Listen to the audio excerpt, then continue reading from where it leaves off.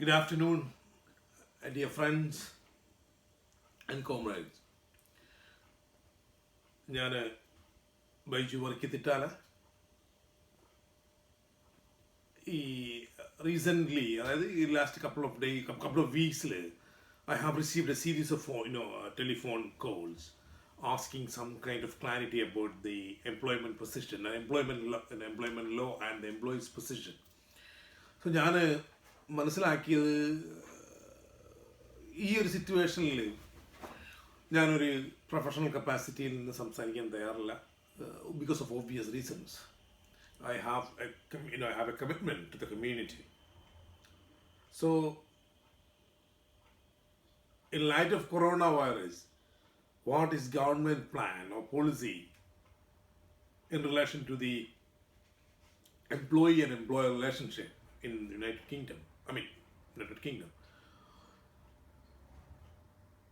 I'm just giving you.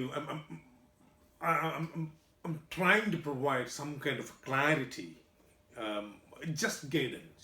It's not legal advice.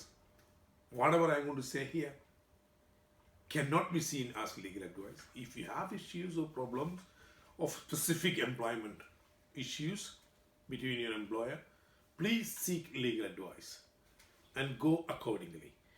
Please do not consider this as a legal advice. This is a statutory requirement I have to do.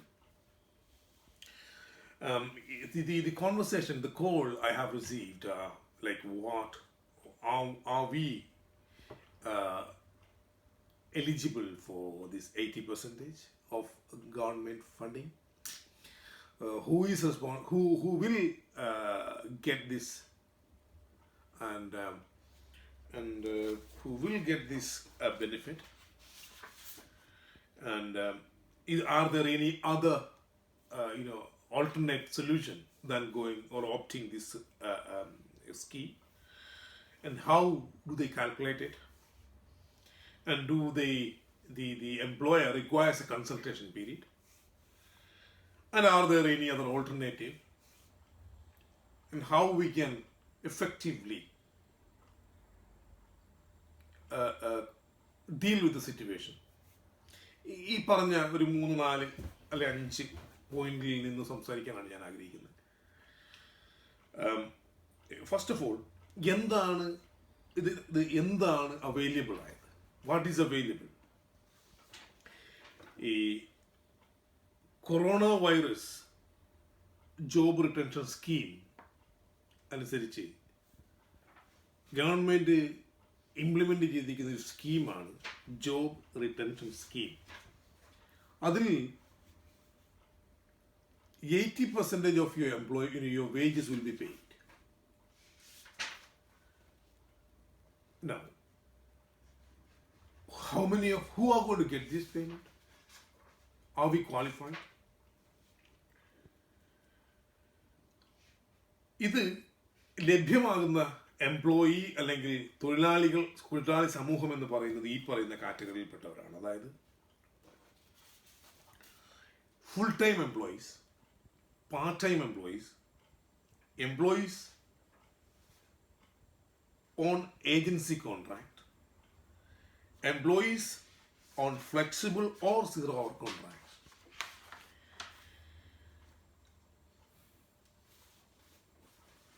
ഈ ഒരു ചോദ്യം ചോദിച്ച് self employed ആയിട്ടുള്ള ആളുകൾ ഇത് cover ചെയ്യുമോ എന്നുള്ളതാണ്. ഈ സ്കീം അനുസരിച്ച് self employed are not covered under this regime.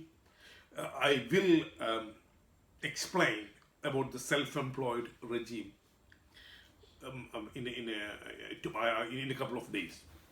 But that does not include the self-employed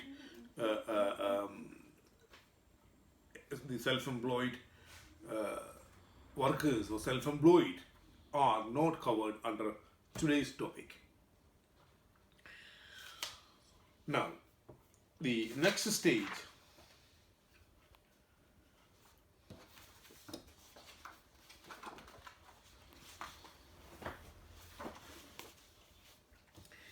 ഈ സ്കീം അല്ലാതെ മറ്റെന്തെങ്കിലും ഓപ്ഷൻസ് ഉണ്ടോ എന്നുള്ളതായിരുന്നു മറ്റൊരു ചോദ്യം എന്നോട് ഒരു സുഹൃത്ത് ചോദിച്ചത്. അതായത്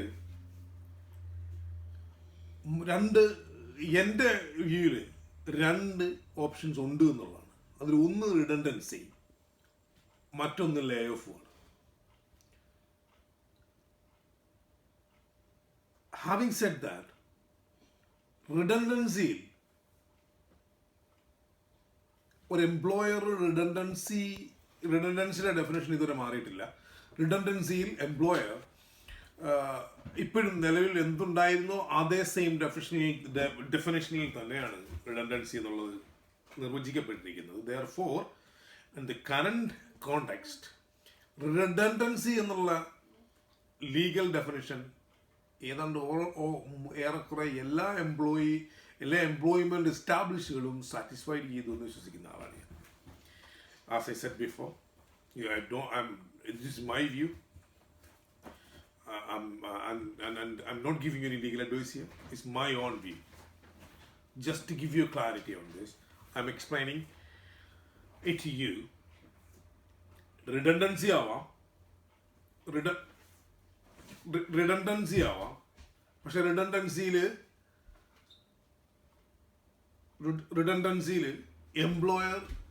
എംപ്ലോയിക്ക് റിഡൻഡൻസി പേയ്മെന്റ് കൊടുക്കാൻ ബാധ്യസ്ഥരാണ്. ഈ സാഹചര്യത്തിൽ എംപ്ലോയർ റിഡൻഡൻസി പേയ്മെന്റ് കൊടുക്കാൻ കേപ്പബിൾ ആണോ എന്നുള്ള ചോദ്യം മറ്റൊരു ചോദ്യമാണ്. റിഡൻഡൻസിയിൽ കൺസൾട്ടേഷൻ ആവശ്യമുണ്ട്. റിഡൻഡൻസിയുടെ എല്ലാതര ലീഗൽ റിക്വയർമെന്റും എംപ്ലോയർ സാറ്റിസ്ഫൈ ചെയ്തേ പറ്റും. പിന്നെ മറ്റൊന്നുള്ളത് ലേ ഓഫ് ആണ്. ഈ ലേ ഓഫിൽ ഒരു പ്രശ്നം, നിലവിൽ നിൽക്കുന്ന കോൺട്രാക്റ്റിൽ ഒരു എക്സ്പ്രസ്ഡ് ടേം ഉണ്ടായിരിക്കണം.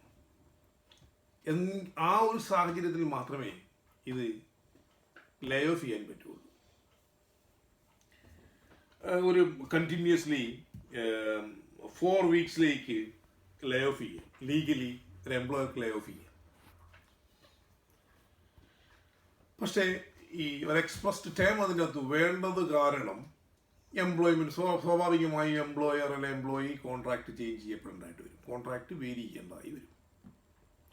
അപ്പോൾ ഞാൻ പറഞ്ഞ രണ്ട് ഓപ്ഷൻ, ഒന്ന് employment redundancy, the second one being lay. Next, ഈ എന്താണ് ഈ റിഡൻഡൻസി, ഈ ഗവൺമെന്റിന്റെ റിട്ടൻഷൻ സ്കീം എന്നുള്ളതാണ്. അത് ഇതിൽ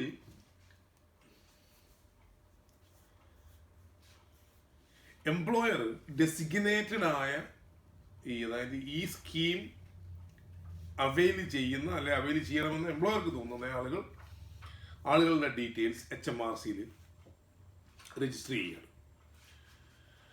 എംപ്ലോയർ അതിൻ്റെ ഒരു ഓൺലൈൻ ഫോം ഫില്ല് ചെയ്യും. അതിനുശേഷം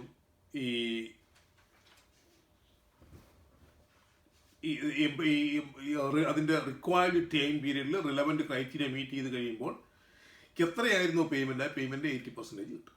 80% എംപ്ലോയർക്ക് HMRC will pay. Now, ഈ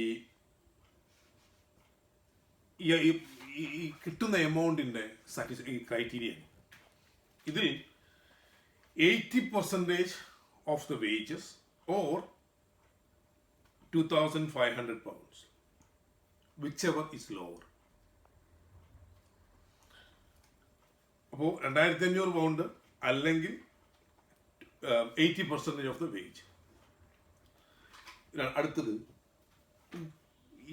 ഇതിന്റെ ഹൂ ക്യാൻ ക്ലെയിം ദിസ്. ഈ കണ്ടീഷൻ അനുസരിച്ച് 28 ഫെബ്രുവരി 2020 പേയിൽ രജിസ്റ്റർ ചെയ്യുന്നതായിരിക്കണം, അല്ലാത്ത പക്ഷം കിട്ടില്ല. ഈ സ്കീമിൽ ക്വാളിഫൈ ആകണമെങ്കിൽ an employee should be registered under PAYE on or before 28 February 2020. അതല്ലാത്ത പക്ഷം അവർ ഇതിൽ ക്വാളിഫൈഡ് ആവില്ല. പിന്നെ ഈ സ്കീം എടുത്തു കഴിഞ്ഞാൽ ഈ എംപ്ലോയർക്ക് ഈ എംപ്ലോയറുടെ NI കോൺട്രിബ്യൂഷൻസ് സർക്കാർ ഗവൺമെൻറ് കൊടുക്കും. പിന്നെ ഓട്ടോമാറ്റിക് ആയിട്ടുള്ള പെൻഷൻ കോൺട്രിബ്യൂഷൻസും സർക്കാരിൽ നിന്ന് ക്ലെയിം ചെയ്യാം. ഈ റിമൈൻഡർ ആയിട്ടുള്ള 20% കൊടുക്കണോ വേണ്ടിയോ എന്നുള്ളത് ഗവൺമെൻറ്റിൻ്റെ തീരുമാനം, എംപ്ലോയറുടെ തീരുമാനമാണ്. He can give it to the employee. It's not necessary that he should. The 80% which he will receive from the state, HMRC, will be given to the employee.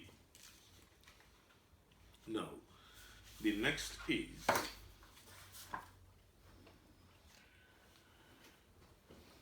Consultation. കൺസൾട്ടേഷൻ്റെ ആവശ്യമുണ്ടോ? അതായത് ഈ സിറ്റുവേഷനിൽ കൺസൾട്ടേഷൻ ആവശ്യമായി വരുമെന്നുള്ളതാണ് എൻ്റെ ഒരു കാഴ്ചപ്പാട്. കാരണം നിലവിലുള്ള employment contract has to be amended.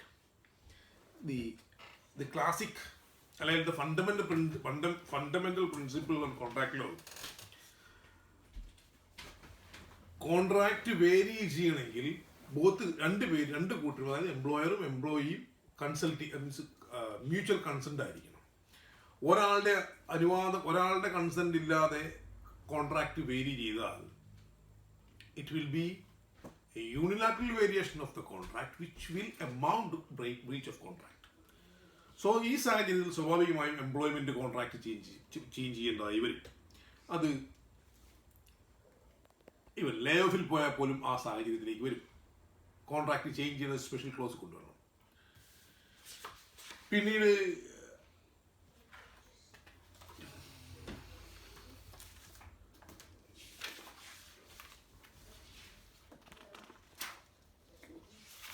ഒരു ചോദ്യം എന്നോട് ചോദിച്ച ചോദ്യം, ഈ അൺഫെയർ ഡിസ്മിസലിൻ്റെ അവസ്ഥ എന്താവുന്നു?